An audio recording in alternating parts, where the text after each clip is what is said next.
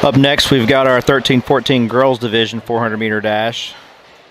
This is going to be heat 1 of 10. 13 and 14, all heats. 13 and 14, all heats within the staging area. 3 athletes in this heat.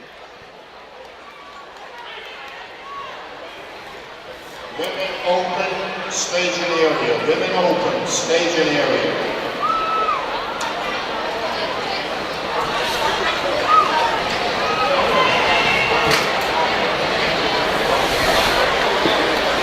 Open 400 women. Open 29 seconds halfway through this 400-meter race for our leader.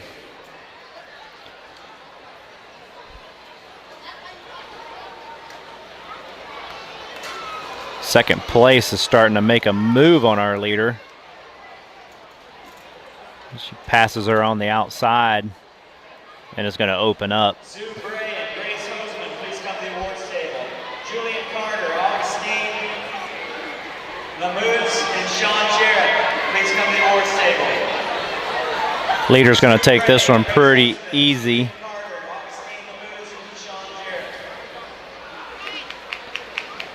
It's going to be Walker with a time of 105.27.